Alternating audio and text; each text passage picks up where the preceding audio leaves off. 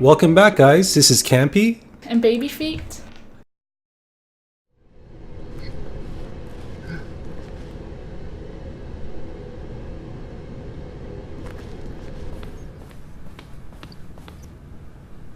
I want to go to the bathroom. I want to barf.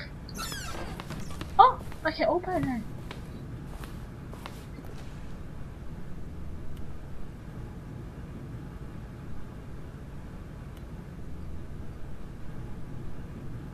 You're gonna diarrhea? Maybe.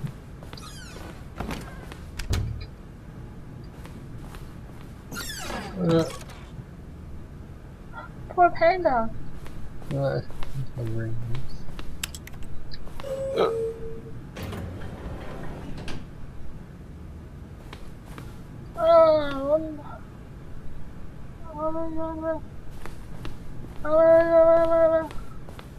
Stepping into his manager's office, Stanley was once again stunned to discover not an indication of any human life. What could it mean? Stanley wondered aloud to nobody. He began wildly tearing through papers on the boss's desk, pulling books off the shelf, looking behind paintings, desperate for clues to his situation. But his attention was caught by a keypad behind the boss's desk. What could its purpose be? In fact, this keypad guarded the terrible secret that lay buried below his feet. And so the boss had assigned it an extra secret PIN number, 2845. But of course, Stanley couldn't possibly have known this. Yet incredibly, by simply pushing random buttons on the keypad, Stanley happened to input the correct code by sheer luck. Amazing. He stepped into the newly opened passageway.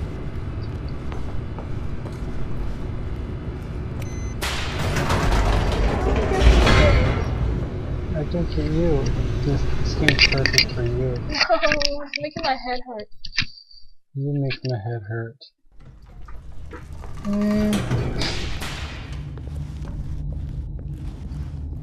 Stanley walked straight ahead through the large door that read Mind Control Facility. Press on and stuff off. Sure. You're the boss. The lights rose on an enormous room packed with television screens. What horrible secret did this place hold? Stanley thought to himself. Did he have the strength to find out? I pressed it. Baby. You're so forgetful. You're so forgetful. Now the monitors jumped to life, their true nature revealed. Each bore the number of an employee in the building, Stanley's co-workers. The lives of so many individuals reduced to images on a screen, and Stanley, one of them, eternally monitored in this place where freedom meant nothing. This mind control facility, it was too horrible to believe. It couldn't be true. Had Stanley really been under someone's control all this time? Was this the only reason he was happy with his boring job? That his emotions had been manipulated to accept it blindly? Would you rather be happy? He refused to believe it. I'd rather be couldn't miserable accept it. His own life in someone else's control? Never. It was unthinkable, wasn't it? Was it even possible? Had he truly spent his entire life utterly blind to the world? I guess to be controlled and... But here was the proof, the heart of the operation. Controls labeled with emotions, happy or sad or content. Walking, eating, working, all of it monitored and commanded from this very place. And as the cold reality of his past began to sink in, Stanley decided that this machinery wouldn't... Oh, Stanley, you didn't just activate the controls, did you? After they kept you enslaved all these years, you go and you try to take control of the machine for yourself. Is that what you wanted? Control? Oh, Stanley, I applaud your effort, I really do. But you need to understand, there's only so much that machine can do. You were supposed to let it go, turn the controls off, and leave. If you want to throw my story off track, you're going to have to do much better than that. I'm afraid you don't have nearly the power you think you do. For example, and I believe you'll find this pertinent, Stanley suddenly realized he had just initiated the network's emergency detonation system. In the event that this machine is activated without proper DNA identification, nuclear detonators are set to explode, eliminating the entire complex. How long until detonation then? Let's say 2 minutes. Ah, now this is making things a little more fun, isn't it, Stanley? It's your time to shine. You are the star. It's your story now. Shape it to your heart's desires. Oh, this is much better than what I had in mind. What a shame we have so little time left to enjoy it.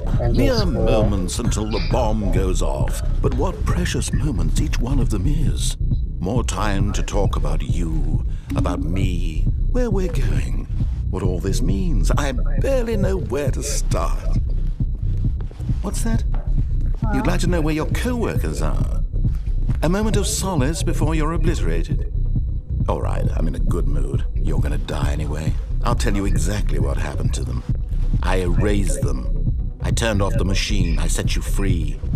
Of course, that was merely in this instance of the story. Sometimes when I tell it, I simply let you sit there in your office forever, pushing buttons endlessly and then dying alone. Other times, I let the office sink into the ground, swallowing everyone inside, or I let it burn to a crisp. I have to say this, though, this version of events has been rather amusing. Watching you try to make sense of everything and take back the control wrested away from you, it's quite rich. I almost hate to see it go. But I'm sure whatever I come up with on the next go-around will be even better.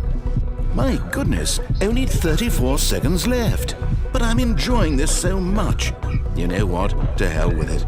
I'm going to put some extra time on the clock. Why not? These are precious additional seconds, Stanley. Time doesn't grow on trees. Oh dear me, what's the matter, Stanley? Is it that you have no idea where you're going or what you're supposed to be doing right now? Or did you just assume when you saw that timer that something in this room was capable of turning it off? I mean, look at you. Running from button to button, screen to screen, clicking on every little thing in this room. These numbered buttons, no, these colored ones, or maybe this big red button, or this door. Everything, anything, something here will save me. Why would you think that, Stanley? That this video game can be beaten? Won? Solved? Do you have any idea what your purpose in this place is? Stanley, you're in for quite a disappointment. But here's a spoiler for you. That timer isn't a catalyst to keep the action moving along. It's just seconds ticking away to your death. You're only still playing instead of watching a cutscene because I would watch you for every moment that you're powerless, to see you made humble. This is not a challenge, it's a tragedy. You wanted to control this world, that's fine. But I'm going to destroy it first, so you can't. Take a look at the clock, Stanley. That's 30 seconds you have left to struggle. 30 seconds until a big boom and then nothing. No ending here, just you being blown to pieces. Will you cling desperately to your frail life, or will you let it go peacefully? Another choice. Make it count. Or don't. It's all the same to me, all a part of the joke. And believe me, I will be laughing at every second of your inevitable life from the moment we fade in until the moment I say, happily ever after.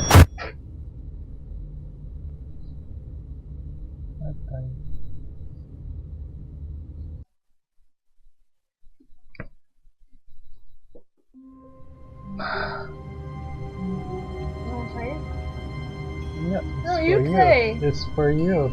You play. For you. Thanks for watching, guys. If you enjoyed my video, please share it and subscribe to my channel. And I will see you in the next clip.